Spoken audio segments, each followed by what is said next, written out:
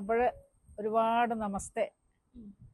ഈ രാവിലെ നല്ല മഴയുള്ള ഒരു ദിവസം, മഴ പെയ്യുന്നില്ലെങ്കിലും നല്ല മഴക്കാറുണ്ട്. പക്ഷേ എന്ത് കാര്യത്തിനും വരുമ്പോഴേ നമ്മൾ വീട്ടിൽ ഇത് ഇറങ്ങി പോകുമ്പോഴാണ് അത് കൂടുതൽ പഴമക്കാർ പറഞ്ഞിട്ടുള്ളത്. മഴ പെയ്യുന്നത് നല്ലതാന്ന് പറയും. എത്ര കണ്ട് ശരിയെന്ന് എനിക്ക് അറിഞ്ഞുകൂടാ, എന്നാലും മഴ പെയ്യുന്നത് നല്ലതാണെന്ന് ഞാൻ അങ്ങനെ കേട്ടിട്ടുണ്ട്. അപ്പോൾ നമ്മുടെ ഒരു അശുദ്ധമായിട്ടുള്ളതെല്ലാം നമ്മുടെ ദേഹത്തു നിന്ന് അങ്ങ് പോവും നനയുമ്പോൾ എന്നുള്ളതാണ് അതിൽ നിന്ന് അർത്ഥം വെക്കുന്നതെന്ന് തോന്നുന്നു. അപ്പം ഞാൻ ഒരുപാട് ദിവസങ്ങളായിട്ട് വളരെയധികം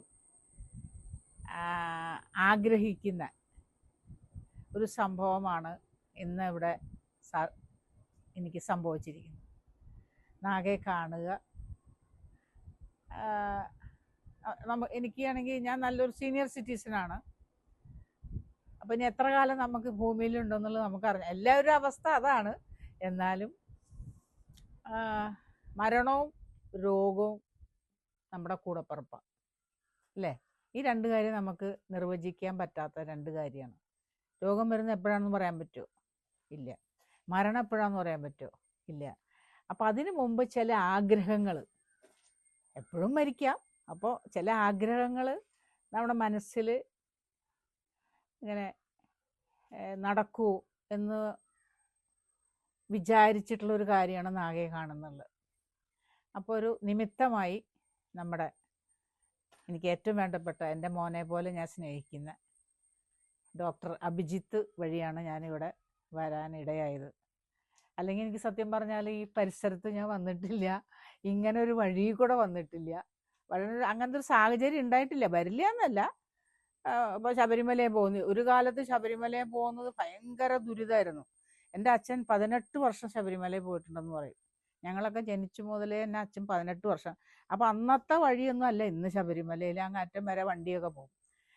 പക്ഷെ എനിക്കിപ്പോൾ ഈ നടന്നു വന്നപ്പോൾ പണ്ടത്തെ ഒരു ശബരിമലയിൽ പോയിട്ടുള്ള ഒരു യാത്ര അച്ഛൻ പറഞ്ഞു കേട്ടിട്ടുണ്ട്.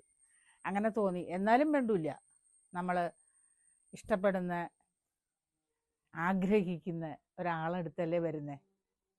ഒന്നും സംഭവിക്കില്ല. എനിക്ക് ഒന്നും സംഭവിക്കില്ല എന്ന് പറയാൻ കാര്യം, കുറച്ചായി നടന്നിട്ടൊക്കെ, നടക്കാറില്ല. സിറ്റിയിലാണ്, അവിടെ ട്രിവാൻഡ്രത്ത് സിറ്റിയിലാണ്.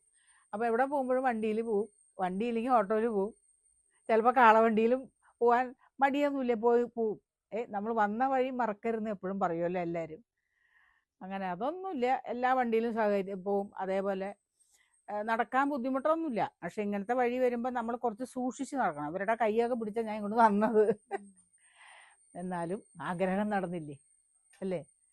അപ്പോൾ സോഷ്യൽ മീഡിയയിൽ നാഗങ്ങനെ വെട്ടിത്തിളങ്ങി നിൽക്കുകയാണ് എന്നേ ഞാൻ പറയുള്ളൂ. അപ്പോൾ എൻ്റെ അടുത്ത് ഇതിപ്പോൾ പുറത്തോട്ട് പോകുമ്പോൾ എല്ലാവരും ചോദിക്കുമായിരിക്കും ചിലപ്പോഴും. അതായത് ടീച്ചർ ഇപ്പോൾ നാഗയെ കാണാൻ പോയി എന്തിനാന്ന് ഒരാളെങ്കിലും ചോദിക്കാതിരിക്കില്ല, എന്നോട് ചോദിക്കും. അപ്പം ഞാൻ പറയാൻ പോണത്, അല്ലെങ്കിൽ എൻ്റെ മനസ്സിലുള്ളത്, എൻ്റെ സ്വഭാവമായിട്ട് എനിക്ക് തോന്നി നാഗൻ. എൻ്റെ സ്വഭാവം ഇങ്ങനെയാണ്. ഉരുളയ്ക്ക് ഉപ്പേരി കൊടുക്കുക എന്ന് നമ്മൾ പഴമക്കാർ പറയും. അങ്ങനെ കൊടുത്തിരിക്കും. അപ്പോൾ ഓരോരുത്തർ പറയണേ, അതെന്തിനാ ഇങ്ങനെ, അവരുടെ അടുത്ത് എന്തിനാ ഇങ്ങനെ സംസാരിച്ചേ? ഇങ്ങോട്ട് വരുന്ന അനുസരിച്ച് അങ്ങോട്ട് കൊടുക്കണ്ടേ? അതുപോലെ കൊടുക്കുന്ന ഒരാളായിട്ട് എനിക്ക് നാഗയെ തോന്നി. എന്നുവെച്ചാൽ നാഗ ക്വസ്റ്റ്യൻ അതിനകത്ത് നാഗയുടെ പേജിൽ വരുന്നത് നാഗ പറയുന്നുണ്ട്, എന്നിട്ടാണ് റിപ്ലൈ കൊടുക്കുന്നത്. അപ്പം അത് 100-ൽ എനിക്ക് തോന്നുന്നു കുറേ പേര്, ചിലർ ഈ ഞാൻ പറഞ്ഞില്ലേ ഞരമ്പ് രോഗികൾ കുറേ ഇറങ്ങിയിട്ടുണ്ട്. അവരാണ് ഇരുന്ന് ചൊറിയുന്നത്. ചൊറിയുമ്പോൾ എന്ത് ചെയ്യണം? മാന്തി പൊളിച്ചോണം. അതാ ചെയ്യാവൂ. ശരിയല്ലേ? പണ്ടത്തെ കാലത്ത് പെണ്ണ് കാണാൻ വരുന്നത് കാണലില്ല. അച്ഛനും അമ്മയും പറയുന്ന ചെക്കനെ കെട്ടണം. എൻ്റെ അമ്മയൊക്കെ അങ്ങനെ കെട്ടിയതാ. കതകിൻ്റെ മറയിലിരുന്ന് നിന്നിട്ട് അച്ഛനെ നോക്കിയെന്ന് അമ്മ പറഞ്ഞു കേട്ടിട്ടുള്ളത്. മനസ്സിലായ? എനിക്കിപ്പോൾ 67 വയസ്സ് കഴിഞ്ഞു. അപ്പം എൻ്റെ അമ്മ എന്ന് പറയുമ്പോൾ എത്ര പ്രായം ഉണ്ടാവും? ഞാൻ 4-മത്തതാ വീട്ടിൽ. അപ്പം എൻ്റെ അമ്മ നല്ല പ്രായമില്ലേ? ആ കാലത്ത് കതകിന്റെ മറയിൽ നിന്നാണ് അച്ഛനെ കണ്ടിട്ടുള്ളത്. അത് അന്നത്തെ പെണ്ണ്. ഇന്നത്തെ പെണ്ണ് അതല്ല. പ്ലെയിൻ ഓടിക്കുന്നു, ഇന്ത്യ ഭരിക്കുന്നു, കേരളം ഭരിക്കുന്നു. പിന്നെന്തെന്നാ, എന്ത് വേണം എല്ലാം പെണ്ണുങ്ങൾ ഇപ്പൊ ചെയ്യുന്നുണ്ട്. ശരിയല്ലേ? നാഗ, അതിന് മറുപടി വല്ലതും പറയാണ്ടോ? ശരിയല്ലേ? ആ, അപ്പൊ ശരിയല്ലേ എന്ന് വെച്ചാല് നമ്മള് പെണ്ണുങ്ങൾ ചെയ്ത് വരുന്ന ഓരോ കാര്യങ്ങളെ കുറിച്ച് നാഗയ്ക്ക് എന്താ പറയാനുള്ളത്? ഓരോരുത്തരും അവരവർക്ക് ഹിതകരമായിട്ടുള്ള കാര്യങ്ങൾ ചെയ്യുന്നു. അത് ചെയ്യാതിരിക്കരുത്, ചെയ്യണം. പറയാതിരിക്കരുത്, പറയണം. പെണ്ണിനെ കൊണ്ട് ഈ ലോകം നേരായ വിധത്തിൽ കൊണ്ടുപോകാൻ കഴിയുള്ളൂ. പെണ്ണില്ലെങ്കിൽ ഇല്ല, ഈ ലോകമില്ല. ആണ്. പെണ്ണ് വീട്ടിലെ വിളക്കാണെന്ന് പറയും. ശരിയല്ലേ? അതും പഴമക്കാര് പറയുന്ന. പഴമക്കാര് പറയുന്നതിൽ ഒരുപാട് കാര്യങ്ങളുണ്ട്. നമ്മൾ എത്ര ആണുങ്ങള് വീട്ടിലുണ്ടെങ്കിലും ഇവരൊക്കെ പുറത്തേക്ക് പോകുന്നു. പണ്ടത്തെ കാലത്ത് പെണ്ണുങ്ങൾ ജോലിക്ക് പോകാറില്ല, എല്ലാവരും വീട്ടമ്മമാരാണ്. ഇന്ന് അതല്ല. ഇന്ന് പെണ്ണുങ്ങളെല്ലാം ജോലി ചെയ്യുന്നവരാ. എന്തെങ്കിലുമൊക്കെ പണിയായിട്ട് അവർക്കുണ്ട്. ഇപ്പം ഈ ആണുങ്ങളെല്ലാം പുറത്തോട്ട്, നമ്മുടെ ആമക്കളും പെൺകുട്ടികളും നമ്മുടെ ഭർത്താക്കന്മാരും ആങ്ങളമാരൊക്കെ പുറത്തേക്ക് പോയി ജോലിയൊക്കെ കഴിഞ്ഞ് അവർ വരുന്നു. വരുമ്പോൾ വീട്ടിനകത്തുള്ളൊരു വിളക്കുണ്ട്. ആരാ? അമ്മ, അല്ലെങ്കിൽ പെങ്ങള്, അല്ലെങ്കിൽ അമ്മൂമ്മ. ഇതിലൊരു ആരുമില്ലാതെ കയറി വരുന്നൊരു വീട് മൂദേവിയാണ്. അതിനെയാണ് എല്ലാവരും വിളക്കായിട്ട് സങ്കല്പിക്കുന്നത്. ആ പെണ്ണിനെ ആ വീട്ടിനകത്ത് അടുക്കളയിൽ ചട്ടിയും കാലം പാത്രങ്ങളൊക്കെ ഒന്ന് ഇളക്കി അനങ്ങി ജോലിയൊക്കെ ചെയ്യുമായിരിക്കും നമ്മൾ. അപ്പോൾ അങ്ങനെയുള്ള ഒരു ജോലികളൊക്കെ ചെയ്ത് അപ്പോഴത്തേക്കും നമ്മൾ ചായ കൊണ്ട് കൊടുക്കുന്നു. അപ്പോഴത്തേക്കും ചേട്ടാ അല്ലെങ്കിൽ അച്ഛ കഴിച്ചോ എന്ന് ചോദിക്കുന്നു. കഴിക്കാൻ വരൂ എന്ന് പറയുന്നു. ഇതിനൊക്കെ ഒരാളില്ലെങ്കിൽ എന്താ കണ്ടേക്കണത്? അതിനല്ലേ ഒരു പെണ്ണ്, അല്ലേ? അതിനെക്കുറിച്ച് നാഗയ്ക്ക് എന്ത് പറയാൻ പറ്റും? എന്ത് പറയാനാ? മറുത്തൊന്നും എനിക്ക് പറയാനില്ല. എല്ലാം ഞാൻ പറഞ്ഞില്ലേ? അല്ല, എനിക്ക് മറുത്തൊന്നും തന്നെ പറയാനില്ല. കാരണം എല്ലാം പറഞ്ഞു വെച്ചല്ലോ. ഞാൻ എന്ത് പറയാനാ? പറയാനുള്ളതെല്ലാം പറഞ്ഞു വെക്കുകയാണ്. ടീച്ചർന്ന് വിളിച്ചോളൂ. ടീച്ചറാണ് ഞാന്. ഡാൻസ് ടീച്ചർ, നൃത്ത ടീച്ചർ. അതെ. അപ്പൊ നൃത്ത അധ്യാപിക. അതെ. ടീച്ചർ എന്ന് പറയുമ്പോ ആംഗലേയ ഭാഷ, ഇംഗ്ലീഷ്. നൃത്ത അധ്യാപിക. അതെ.